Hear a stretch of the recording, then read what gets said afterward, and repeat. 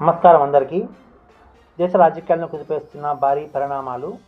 హైదరాబాద్లో ప్రధాని మోడీ పర్యటన, తమిళనాడు సీఎంగా విజయ్ ప్రమాణ స్వీకారం, పవన్ కళ్యాణ్ను కలవనున్న మోడీ, పాకిస్తాన్లో భారీ బాంబు పేలుడు.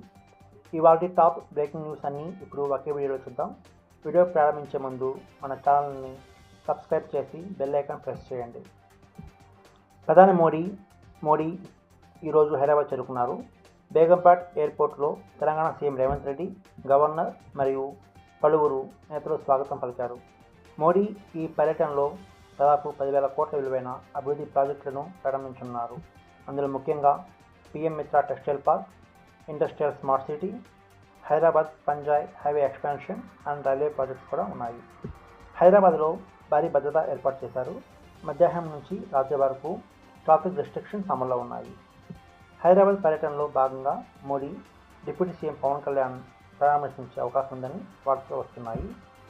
పవన్ ఇటీవల ఆరోగ్య సమస్యలతో విశ్రాంతి తీసుకుంటున్నారు.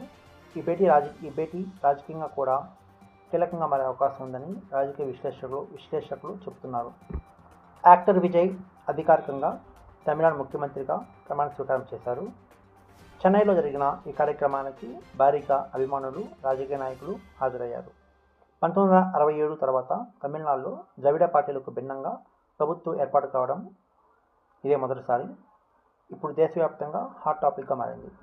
ప్రధాని మోడీ కూడా విజయ్కు అభినందనలు తెలిపారు.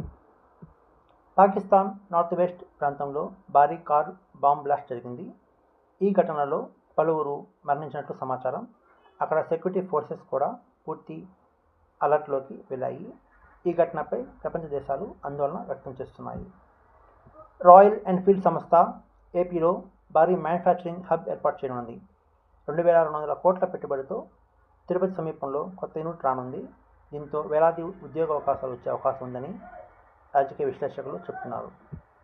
యుఎస్ఏ, ఇరాన్ మధ్య ఉద్రిక్త పరిస్థితులు ఇంకా కొనసాగుతున్నాయి. సీజ్ఫైర్ ఉన్న సిచ్యువేషన్ మాత్రం పూర్తిగా అదుపులోకి రాలేదు. స్ట్రైట్ ఆఫ్ హార్మోన్ టెన్షన్ ప్రపంచ ఎకానమీపై ప్రభావం చూపించే అవకాశం ఉందని రాజకీయ విశ్లేషకులు చెబుతున్నారు. ఇవి ఈరోజు దేశవ్యాప్తంగా వైరల్ అవుతున్న ప్రధాన వార్తలు. మీకు ముఖ్యంగా ఏ వార్త ఆసక్తికరంగా అనిపించింది కామెంట్ చేసి చెప్పండి. ఇలాంటి తాజా రాజకీయ, జాతీయ, అంతర్జాతీయ స్పోర్ట్స్ అప్డేట్ కోసం మా ఛానల్ను సబ్స్క్రైబ్ చేయండి.